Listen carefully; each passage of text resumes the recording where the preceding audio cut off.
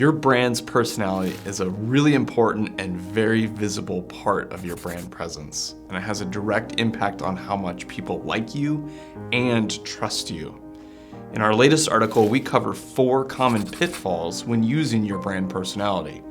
Now, I want to cover a couple of these pitfalls that I think are super critical to avoid in your marketing and communications.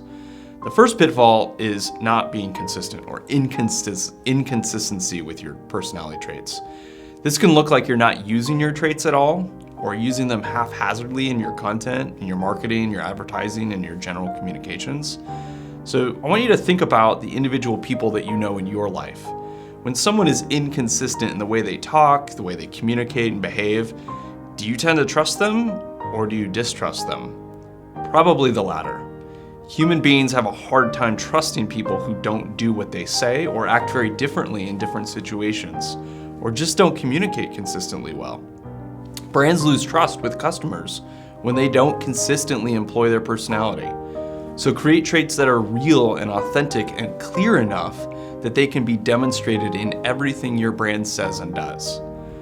Another pitfall that I really want you to think about is wishful thinking, which is kind of like your traits just don't fit, right? So you choose personality traits that don't fit you in this case. This is the pitfall, that you're just out there looking for traits out in the world that don't really fit. And as you start choosing those traits, you find things that you like rather than things that are actually true about your brand. This is why it's important to have a team around you of people who are not exactly of the same personality as you. If you've surrounded yourself with people who think just like you, you're less likely to notice when you choose a personality trait that you like rather than one that you actually exhibit and can embody. The takeaway?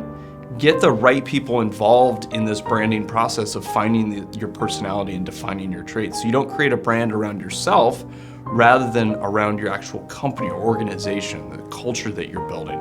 Because there is a difference. There is a difference between your personality and your company's personality.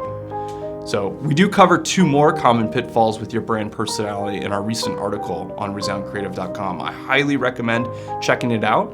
And ultimately, it's time to look and sound smart with your brand personality traits.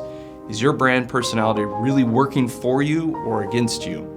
You can learn more about branding and all of these great concepts with our free articles, videos, and resources at resoundcreative.com. And I want you to remember, you are remarkable.